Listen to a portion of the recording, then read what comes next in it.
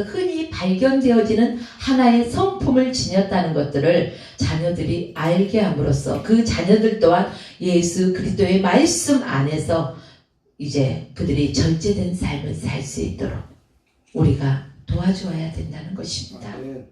사랑하는 여러분, 사순절 기간에 절제의 성경적 의미를 저와 여러분들이 바로 알아야 할 것입니다. 그리고 우리의 삶에 절제의 삶으로 예수 그리스도의 고난에 함께 동참하면서 경건한 그리스도인의 모습이 되어지기를 부탁드립니다. 첫째는 절제는 인간의 덕목이라는 것입니다.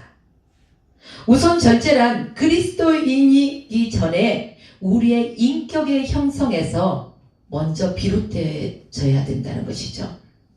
헬라 사람들은요 4대 덕목이 있습니다. 그 중에 지식, 용기, 정의, 절제 이 4대 덕목이 있습니다. 당시 어른들은 아테네 청년들에게 두 가지를 경고하는 것을 볼 수가 있습니다. 첫째는 내 자신을 알라. 누가 한 말이에요? 많이 들어보셨죠? 예, 그렇습니다. 소크라테스가 한 말이죠. 두 번째는요, 내 자신을 다스리라. 내 자신을 다스릴 수가 있어야 된다는 것입니다. 자신을 다스린다는 것은 절제 미덕을 갖춘 사람이죠. 절제가 없거나 모자라기, 절제라는 것은 내가 어떤 것이 모자란 것이 아니라 또한 너무 풍성해서 절제할 수 있는 것은 아니라는 것입니다.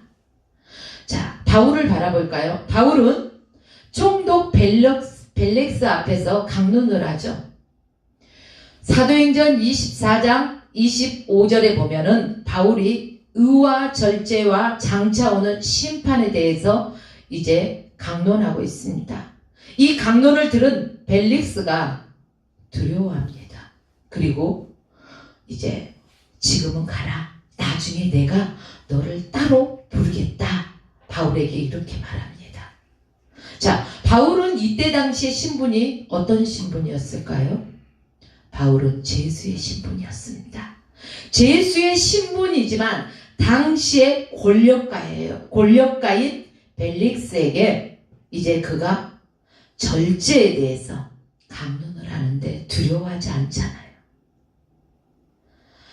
바울이 말세라고 하는 이 시대에는 사람들의 모습을 얘기하면서 말하고 있는 것입니다. 디모데후서 3장 3절 말씀에 보면 무정하며 원통을 풀지 아니하며 참소하며 절제하지 못하며 사나우며 그 당시 사람들 바로 그 당시의 사람들만 이랬던 것이 아니라는 것이죠. 지금 우리가 살아가고 있는 이 시대에도요 사람들을 바라보십시오. 절제하지 못하는 삶 속에서요 그들이 어떻습니까? 화를 마음껏 품고 살고 있죠. 쉽게 말해서 여기 계시는 분들 다 운전하시잖아요. 그런데요 평상시에 아주 점잖은 사람도 운전대를 붙잡았을 때 그 사람의 성격을 볼 수가 있죠. 자, 운전하는 모습은 그 사람의 인격을 말해주고 있다는 것입니다. 평상시에 그렇게 점잖았던 사람이 운전을 하다 보니 아주 공격적으로 변해요. 그리고 쌍시옷이 막 날아다녀요. 그리고 내가 운전할 때는 급할 때 싹 어때요? 새치기, 끼어들기, 꼬리 물기 잘하잖아요. 그런데 다른 사람이 그런 것들을 행했을 때는요 보지 못해요. 거꾸로. 그리고 막 쌍시옷을 합니다. 그 사람의 인격이 나타나는 것이죠.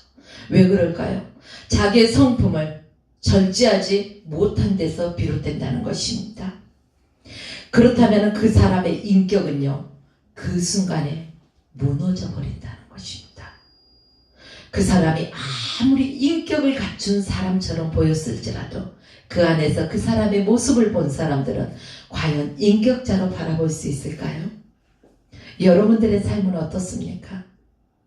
보여지는 삶 속에서는 인격자의 모습입니까? 남들이 보이지 않는 곳에서는 또 어떤 모습을 지녔습니까? 우리는 흔히 사람들의 눈에 보기에 어떠할까? 저 사람이 나를 바라볼 때 어떤 생각을 할까? 두려워하죠.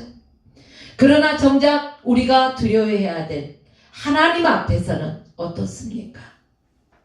하나님은 내 눈에 보이지 않는다 해서 여러분들이 함부로 살아가지는 않습니까? 내 성품 드러내고 살지는 않습니까? 하나님 앞에서 우리의 성품이 절제된 삶, 그 절제 속에서 미덕을 갖춰야 된다는 것입니다. 잠언서 16장 32절 말씀에 보면 노하기를 더디하는 자는 용사보다 낫고 자기의 마음을 다스리는 자는 성을 빼앗는 자보다 나으니라. 이렇게 성경에 기록되었습니다. 그렇습니다. 절제 생활은 참으로 아름다운 생활입니다. 또한 그리스도인들에게 매우 중요한 삶이기도 하죠. 두 번째는 이 절제라는 것은 성령의 열매라는 것입니다. 절제는 인간에게 필요한 성품이지만 스스로가 마음대로 그것을 조절하기란 쉽지 않을 것입니다. 아, 내가 그때 왜 그랬을까? 조금만 절제했으면 되는데. 누구나 한두 번은 이런 소리를 공유할 것입니다. 자, 성경은 절제를 성령의 열매라고 분명하게 말하고 있습니다. 그래서 갈라디아 5장 23절 말씀 보면 오직 성령의 열매는 사랑과 희락과 화평과 오래 참음과 자비와 양성과 충성과 온유와 절제이니 이 같은 것을 금지할 법이 없느니라. 이렇게 성경에 기록되었습니다. 절제는 그냥 인간의 의지로 되어지는 것이 아닙니다. 성령의 열매라는 것입니다. 또 고린도전서 7장 9절 말씀에 보면 절제할 수 없거든 결혼하라. 정욕이 불같이 타는 것보다 결혼하는 것이 나으니라. 왜 그럴까요? 요즘 성문화가요 보면은 너무나 개방돼가지고 절제되지 못한 그러한 청소년들을 바라볼 수가 있을 것입니다. 또 성인들도 그렇고요.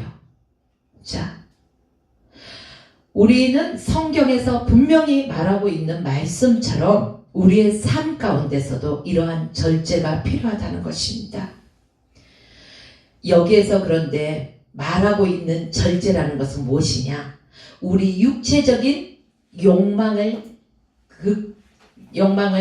다스리는 극기, 그러한 의미를 담고 있습니다. 이런 절제는 인간이 한계를 느낀다는 것이죠. 성령의 역사로, 성령의 은혜로, 또 주시는 열매로서 이루어진다는 것입니다. 성령의 열매로서 절제를 얻기 위해서 우선 우리의 자신의 문제를 인정할 줄 알아야 되는 것입니다. 내가 내 앞에 있는 문제들을 인정하지 않고 부정하면서 어떻게 성령의 열매를 인정하고 성령의 도우심을 인정할 수 있겠습니까?